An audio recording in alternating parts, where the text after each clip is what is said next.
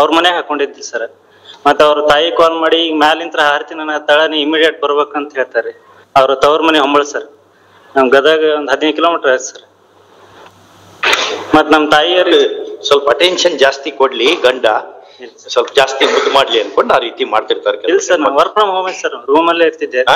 ನಾ work from home ಐತಿ sir, ನಂದು ರೂಮಲ್ಲೇ ಇರ್ತಿದ್ದೆ. ಆದ್ರೂ ಕಾಡ್ಸಿ ಸರ್. ನಾ ಮತ್ ತಂದೆ ತಾಯಿ ಮಾತಾಡ್ಬೇಕಂದ್ರು ಸರ್ ಇವ್ರಿಗೆ ಪರ್ಮಿಷನ್ ತಗೋಬೇಕಂತ್ರಿ. ನಾ ಎಷ್ಟ್ ಗಂಟೆ ಹೊರಗೆ ಹೋಗ್ತೀನಿ, ಎಷ್ಟೊತ್ತು ಮಾತಾಡ್ತೀನಿ ಎಲ್ಲಾ ಬುಕ್ ಅಲ್ಲಿ ಬರ್ದಿಟ್ರಿ ಸರ್. ಅಲ್ಲ ಅದನ್ನೆಲ್ಲ ಹೇಳೋಣ. ಸ್ವಲ್ಪ ಪೊಜೆಸಿವ್ ಇರ್ತಾರ, ಸ್ವಲ್ಪ ಹೆಣ್ಮಕ್ಳು ಒಂದ್ ಸ್ವಲ್ಪ ಪೊಜೆಸಿವ್ ಇರ್ತಾರೆ, ಆಯ್ತಾ.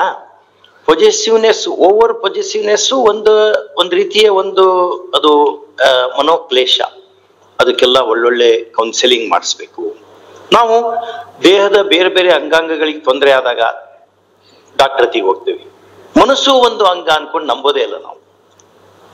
ಅಲ್ಲಿ ಅಂತವಕ್ಕೆಲ್ಲ ಅದೆಲ್ಲ ಹಂಗೆಲ್ಲ ಮಾಡೋದು ಇಲ್ಲ ಸರ್. ಅಂದ್ರೆ 1.5 ವರ್ಷ ಸರ್ ನಾನೇ ಎಲ್ಲಾ ಹೇಳಿನ್ರಿ, ಎಲ್ಲಾ ಟೈಪ್ ಹೇಳಿನಿ. ಹೇಳಿದ್ರಾಗಲ್ಲ ಅದು, ಅಲ್ಲಿ ಹೇಳಿದ್ರಾಗಲ್ಲ ಅದು. ಅದಕ್ಕೆ ಹೇಳುವಂತವ್ರು ಥೆರಪಿಸ್ಟ್ ಇರ್ತಾರೆ.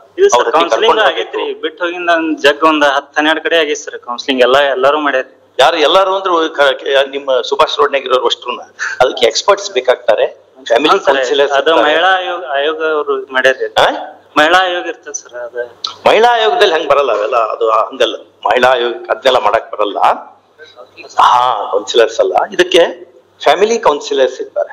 ಮಕ್ಕಳಿದ್ದಾರೆ, ಇಲ್ಲಿ ಮಕ್ಕಳಿಲ್ಲ.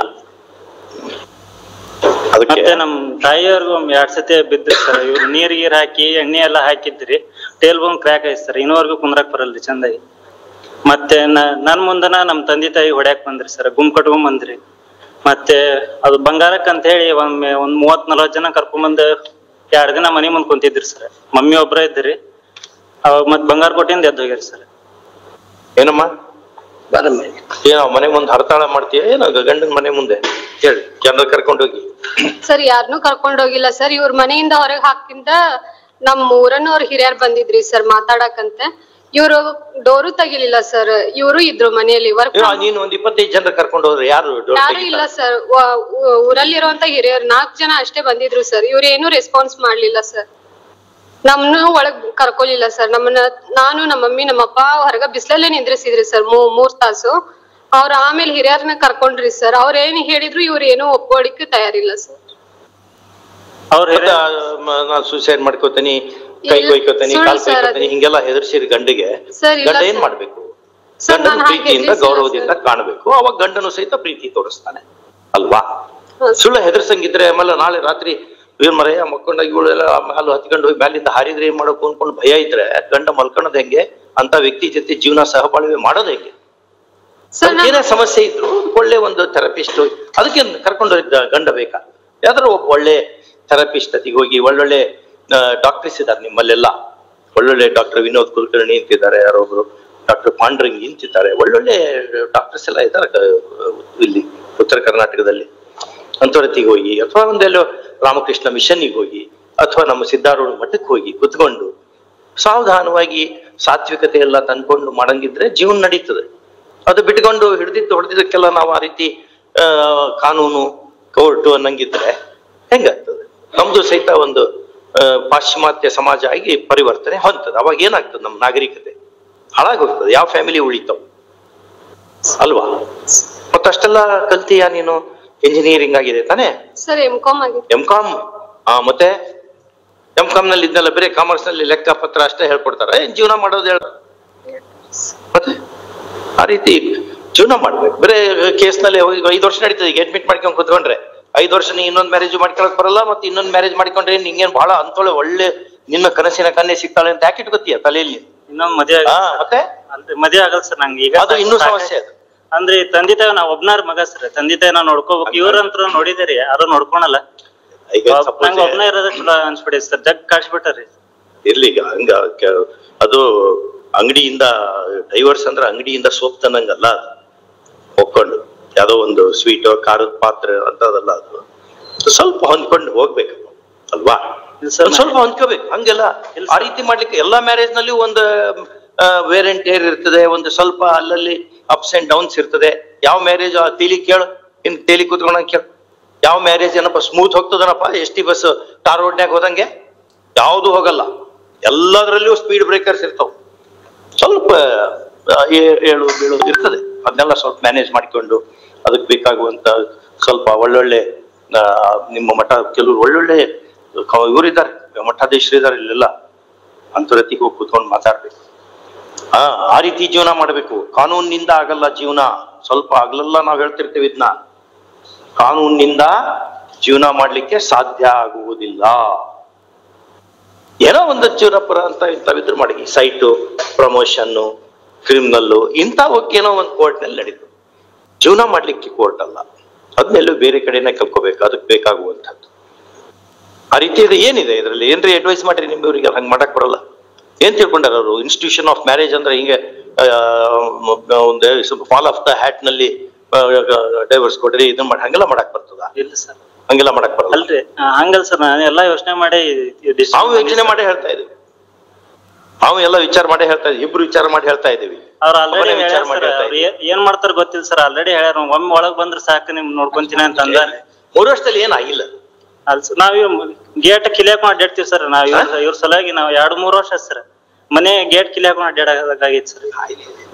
ಗೇಟ್ ಕಿಲಿ ಯಾಕೆ ಮತ್ತ ಹೆಣ್ಣು ಎಲ್ಲಿ ಹೊರಗೆ ಹೋದಾಗ ಬಂದಾಗ ನೀವು ಬಾಗ್ಲ ಹಾಕೊಂಡ್ ಕೂತ್ಕೊಂಡ್ರೆ ಏನ್ ಮಾಡ್ತಾರೆ? ಹಂಗ್ ಮಾಡಕ್ ಬರಲ್ಲ. ಮತ್ತೆಲ್ಲ ಇದನ್ನ ಇಟ್ಕೊಂಡು ಮತ್ತೆ 5 ವರ್ಷ 8 ವರ್ಷ ನಡೀತದ ಇದು. ಅದ್ರಲ್ಲಿ ಇದು ಏನಿಲ್ಲ ಇದ್ರ ಕೇಸ್ನಾಗ, ನಿನ್ ಕೇಸ್ನಲ್ಲಿ ಮತ್ತೆ ಈಗ ಹೇಳ್ತೇವಿ, ನೀವು ಮತ್ತೆ ಕರ್ಕೊಂಡಂಗಿದ್ರೆ ಒಳ್ಳೇದು. ಇಲ್ಲ ಸರ್ ಕರ್ಕೊಳಲ್ಲ. ಏನು ಭೀಷ್ಮ ಪ್ರತಿಜ್ಞೆನ ಮಾಡ್ಬಿಟ್ಟಿಯ ನೀನು, ಏನಂದ್ರು ಕರ್ಕೊಳಲ್ಲ ಅಂತ. ಮೊದ್ಲಿಗೆ ಹೋಗ್ರಿ, ಮ್ಯಾರೇಜ್ ಕೌನ್ಸಿಲಿಂಗ್ ಹೋಗ್ರಿ ಮೊದ್ಲು. ಒಳ್ಳೆ ಮ್ಯಾರೇಜ್ ಕೌನ್ಸಿಲಿಂಗ್ ಹೋಗ್ರಿ ಇಬ್ರು. ಅದಾದ್ಮೇಲೆ ನೋಡೋಣ. ಅದಾಗ್ಲಿಲ್ಲ ಅಂದ್ರೆ ಮತ್ತದು ಹೋಗುವಾಗ ಏನಂದ್ರೂ ಆಗ್ಬಾರ್ದು ಅನ್ಕೊಂಡು ಹೋಗಂಗಿಲ್ಲ, ಫ್ರೀ ಮನಸ್ಸಿನಿಂದ ಹೋಗ್ಬೇಕು. ಅಲ್ಲಿ ನೋಡಿ, ಆ ಬೆಂಗಳೂರಲ್ಲಿ ಕೆಲವು ಪ್ರೊಫೆಸರ್ ಕೃಷ್ಣೇಗೌಡ ಇದ್ದಾರಲ್ಲ, ಅವರಿಗೆ ಇಬ್ರು ಗಂಡ ಹೆಂಡತಿ ಜಗಳಾಡ್ತಿದ್ರು, ಕೃಷ್ಣೇಗೌಡ ಹತ್ತಿ ಕಳಿಸಿದ್ವಿ ನಾವು. ಹೋಗ್ರಿ ನೀವು ಅಲ್ಲಿ ಹೋಗ್ಕೊಂಡು ಸ್ವಲ್ಪ ಮಾತಾಡಿ ಬರ್ರಿ ಅಂತ. ಅವು 3 ಕಳಿಸಿದ್ವಿ, 3 ಮ್ಯಾಟ್ರಸ್ ಖುಷಿಯಿಂದ ಇದ್ದಾರೆ. ಈಗ ಮನೆಯಲ್ಲಿ ಹುಬ್ಳಿ ಫ್ಯಾಮಿಲಿ ಕೋರ್ಟ್ ನಲ್ಲೂ ಒಂದು 9 ಇದನ್ನ ಕಳಿಸಿದ್ದಾರೆ. ಅವಾಗ ಏನೋ ಒಂದ್ಸರಿ ಸಿಟ್ಟು ಬರ್ತದೆ, ಸ್ವಲ್ಪ ಅದನ್ನೇ ಇಟ್ಕೊಂಡು ಕೊಡೋದಿರಲ್ಲ. ನಮಗೂ ಸಿಟ್ಟು ಬರ್ತದೆ, ನಾವು ಅವ್ರಿಗೆ ಬೈತೇವೆ, ಅವ್ರು ನಮಗ್ ಬೈತಾರೆ, ಅದನ್ನ ಇಟ್ಕೋತೇವ. ಮತ್ ನಾವು ಮುಂಜಾನೆ ಮತ್ತೆ ನಕ್ಕೊಂತಾನೆ ಮಾತಾಡ್ತೇವೆ ಅಲ್ವಾ? ಹಿಂಗೆ ಇರ್ಬೇಕು. ಅದಕ್ಕೆ ನೀವು ಒಳ್ಳೆ ಕೌನ್ಸಿಲರ್ಸ್ ಯಾರಿದ್ದಾರೆ ಇಲ್ಲಿ ನಮ್ಮಲ್ಲಿ?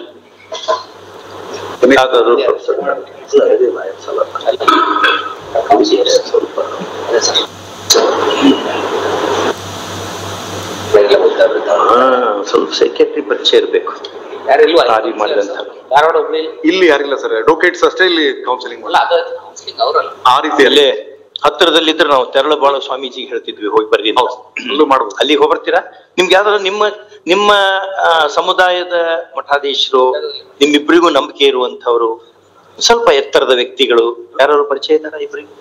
ನಿಮ್ಮಿಬ್ರಿಗೂ ಒಪ್ಪಿಗೆ ಆಗುವಂಥವ್ರು ಒಂದು ಯಾವ್ದಾರ ಹೆಸರು ಬರ್ಕೊಡಿ. ಯಾರಿದ್ದಾರೆ ಒಳ್ಳೆಯವರು, ನಿಮ್ ಪರವಾಗಿ ಹೇಳೋರಲ್ಲ, ನಿಜ ಹೇಳುವಂತವ್ರು ಯಾರಿದ್ದಾರಮ್ಮ? ಯಾವ ಮಠದವ್ರು ನೀವು? ಯಾವ ಸ್ವಲ್ಪ ದೇವ್ರು ದಿಂಡ್ರು ಎಲ್ಲ ಇದಾವ ಅಥವಾ ಬೇರೆ ಕಾನೂನು ಇಂಥವ ಇದಾವ? ಯಾರು? ತೋಂಟದಾರ ಮಠ ಐತಿ ಸರ್. ತೋಂಟದಾರ ಮಠ ಅವ್ರಿಗೆ ತೋಂಟದಾರ. ನಿಮ್ಗೆಲ್ಲ ಹೇಗಿದೆಯಾ ತೋಂಟದಾರ ಮಠ? ನಿಮ್ಗೆ ನಂಬಿಕಿಲ್ಲ? ಮತ್ತೆ ಯಾವ ಮಠ ನಂಬಿಕಿದೆ? ಕೊಪ್ಪಳ ಸಿದ್ಧಗಂಗಾ ಮಠ ಇದೆ ಸರ್. ಕೊಪ್ಪಳದ ಸಿದ್ಧಗಂಗಾ ಮಠ,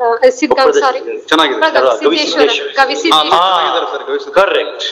ಪಂಚಾಕ್ಷರಿ ಭಾರಿ ಇದ್ದಾರೆ ಅವರು, ಅವ್ರಿಗೆಲ್ಲ ಅಭಿನವ ವಿವೇಕಾನಂದ ಅಂತ ಕರೆದಿದ್ದಿದೆ, ಹಾಗಿದ್ದಾರೆ ಅವರು. ಹಾಗಾಗಿ ನೀವು ಇಬ್ರು ಅವ್ರ ಹತ್ತಿಗೆ ಹೋಗಿ ಕೂತ್ಕೋಬೇಕು. ನ್ಯಾಯಾಧೀಶರು ತಮಗೆ ಪ್ರಾರ್ಥನೆ ಮಾಡಿದ್ದಾರೆ, ಆ ಪ್ರಕಾರ ನಾವು ನಿಮ್ಮಲ್ಲಿ ಬಂದಿದ್ದೇವೆ. ನಮ್ಮಿಬ್ರಿಗೂ ಇಬ್ರು ಮಾತಾಡಿ. ನಾವ್ ಏನಾದ್ರೂ ಬಿಡಿಸ್ಕೋಬೇಕು, ಒಬ್ರಿಂದ ಒಬ್ರು ಅನ್ಕೊಂಡು ಹೋಗ್ಬೇಡಿ. ನಾವು ಹುಡ್ಕೊಳಿಕ್ ಸಾಧ್ಯ ಆಗತ್ತಾ ಅನ್ನೋ ಮನೋಭಾವದಿಂದ ಹೋಗ್ಬೇಕು. ಅವಾಗ ಸಾಧ್ಯ ಆಗ್ತದೆ. ಅದು ಅಂತ ಅಟಿಟ್ಯೂಡ್ ಇಟ್ಕೊಂಡ್ರೆ ಸಾಧ್ಯ. ಹೋಗ್ಬೇಕಾದ್ರೆ ನಾವು ಆಲ್ರೆಡಿ ಮನಸ್ಸನ್ನು ಕೀಲಿ ಹಾಕಿ ಇಟ್ಕೊಂಡು ಕೆಲ್ಸ ಆಗಲ್ಲ. ಗವಿಸಿದ್ದೇಶ್ವರ ಸ್ವಾಮೀಜಿ ಜೊತೆಗೆ ಹೋಗ್ಬೇಕು. ಚೆನ್ನಾಗಿದೆ. ಯಾವತ್ತು ಹೋಗ್ತೀರಿ? ಇಬ್ರು ಹೋಗಿ ಯಾವತ್ತು ತಾರೀಕಿಗೆ ಬರ್ಬೇಕು ಅಂತ ಅವ್ರನ್ನ ಕೇಳ್ಕೊಂಡು ನಾವೊಂದು ಆರ್ಡರ್ ಮಾಡ್ತೇವೆ. ಈಗ ಅವ್ರ ಜೊತೆ ನೀವು ಕುತ್ಕೊಂಡು, ಅವ್ರು ಮಹಾನ್ ಸ್ವಾಮೀಜಿ ಅವರು, ಅವ್ರ ಭಾಷಣ ಎಲ್ಲ ಕೇಳಿ ನಾವು. ಒಬ್ಬ ಮಹಾನ್ ವ್ಯಕ್ತಿ ಅವರು, ಆಕ್ಚುಲಿ ಮಹಾನ್ ಇದ್ದಾರೆ ಅವರು, ಆಯ್ತಾ? ನಾನು ಅವ್ರ ಭಾಷಣ ಕೇಳಿ, ನಾನು ಮೋಸ್ಟ್ಲಿ ನೀವು ಕೇಳಿದ್ರು, ಅವರು ನಮ್ಮ ಬ್ರದರು ಕೇಳಿದ. ತುಂಬಾ ಎತ್ತರದ ವ್ಯಕ್ತಿತ್ವ. ಅವ್ರು ಡಿಸೈಡ್ ಮಾಡ್ತಾರೆ ನಿಮ್ಮಿಬ್ಬರದು ನಡೆಯತ್ತ ಇಲ್ಲ ಅಂತ ಅವ್ರಿಗೆ ಗೊತ್ತಾಗ್ತದೆ. ಬಹಳ ನಾಲೆಜಬಲ್ ಇದ್ದಾರೆ ಅವ್ರು. ಅವ್ರಿಗೆ ತಿಳಿತದೆ, ಅಲ್ಲಿ ಹೋಗ್ರಿ, ಹೋಗ್ಕೊಂಡು ನಮಸ್ಕಾರ ಮಾಡಿ ಅವರಿಂದ ಆಶೀರ್ವಾದ ಮಾಡಿಕೊಂಡು ನಮ್ಮ ಸಮಸ್ಯೆ ಹಿಂಗಾಗಿದೆ, ಇದು ಲಾಯರ್ಗಳಿಗೆ ಜಡ್ಜ್ಗಳಿಗೆ ಸಾಧ್ಯ ಆಗ್ತಾ ಇಲ್ಲ, ಹಾಗಾಗಿ ನೀವ್ ಹೇಳ್ದಂಗೆ ನಾವು ಮಾಡ್ತೀವಿ ಅಂದ್ಕೊಂಡು ಹೋಗ್ರಿ. ಹೋಗಿ ಬರ್ತೀರಾ? ಯಾವತ್ತು ಹೋಗ್ತೀರಿ? ಇಬ್ರು ಒಂದೇ ಬಸ್ನಲ್ಲಿ ಹೋಗ್ಬೇಕು. ಹೌದಾ? ಒಂದೇ ಬಸ್ನಲ್ಲಿ ಹೋಗ್ಬೇಕು. ನೀ ಟಿಕೆಟ್ ತೆಗಿಸ್ಬಿಡು, ಟಿಕೆಟ್ ತೆಗಿಸಿ ಕರ್ಕೊಡು, ಉಪಯೋಗ ಆಗುತ್ತೆ. Both the appellant husband and the respondent wife are personally present before the court. First off, we have interacted with each of them and with their counsel as well. First off,